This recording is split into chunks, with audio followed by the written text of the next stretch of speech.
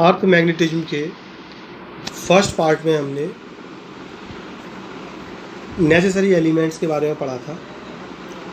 Following are 3 necessary elements.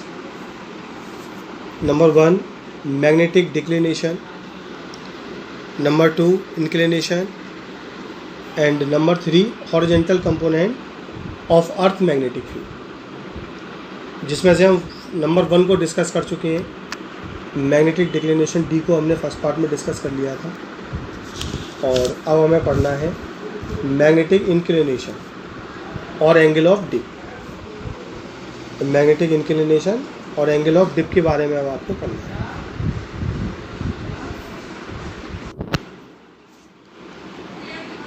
ये अर्थ है, अर्थ। इस अर्थ पर अगर आप मैग्नेटिक फील्ड लाइंस ड्रॉ करोगे अर्थ के लिए, तो वो अर्थ के नॉर्थ पोल पर आती हुई बनाई जाती है। नॉर्थ के अर्थ पोल पर आती है लाइन, फील्ड लाइंस आती हैं। जिस डायरेक्शन में फील्ड लाइन आ रही है उसे आप बी कहते हैं। तो ये मैग्नेटिक फील्ड लाइंस पर जो पैरेलल लाइन ड्रॉ करेंगे, इस पर टेंजेंट जो ड्रॉ करेंगे, वो tangent total magnetic field of earth B के डायरेक्शन को बताएगा।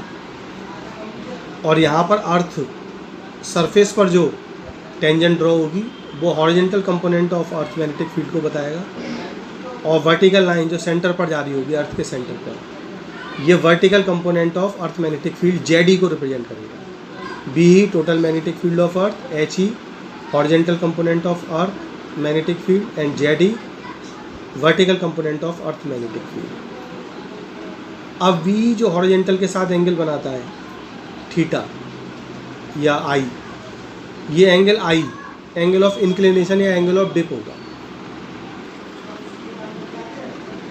इस एंगल आई को आप एंगल ऑफ डेक्लिनेशन या फिर एंगल ऑफ डिप कहेंगे, एंगल ऑफ इंक्लिनेशन, सॉरी, इसको आई को बोला जाएगा एंगल ऑफ इंक्लिनेशन और एंगल ऑफ डिप। इसी तरह अगर हम किसी बार मैग्नेट या मैग्नेटिक नीडल को फ्रीली सस्पेंड कर दें मैग्नेटिक मेरिडियन के अंदर, और वो मैग्नेट वर्टिकल प्लेन में स्विंग करने के लिए फ्री हो, वर्टिकल प्लेन में स्विंग कर सकती हो, तो आप देखेंगे वो बार मैग्नेट हॉरिजॉन्टल के साथ थीटा एंगल पर डिप हो जाती है। बार मैग्नेट को फ्रीली सस्पेंड करोगे तो ऐसे डिप हो जाएगी, झुक जाएगी, थीटा एंगल पर डिप हो जाएगी। क्यों? क्योंकि वो अर्थ मैग्नेटिक फील्ड के डायरेक्शन में खुद को अलाइन करेगी।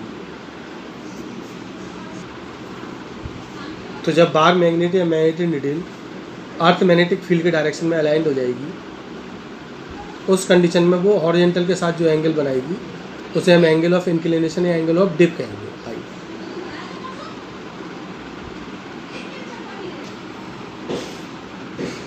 Hence, in magnetic meridian plane, the magnetic needle makes an angle with horizontal.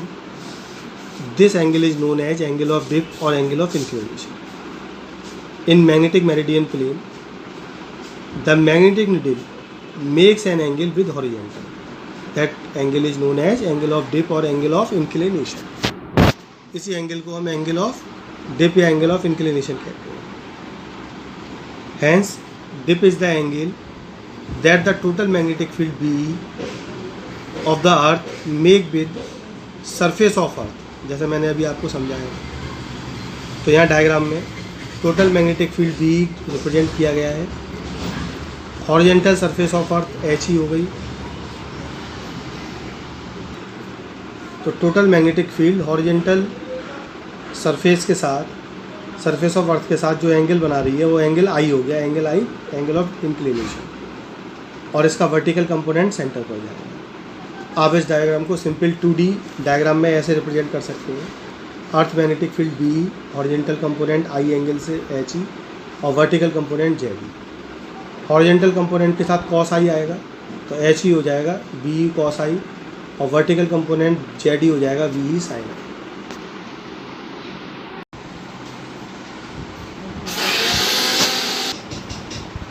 Horizontal component H E equal B E cos I,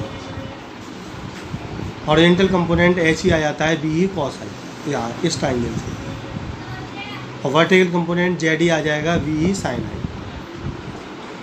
equation 1 and equation 2, equation 2 divided by equation 1, तो V से V cancel, sine I upon cos I बचा, और यहाँ बचेगा Z E upon H ई,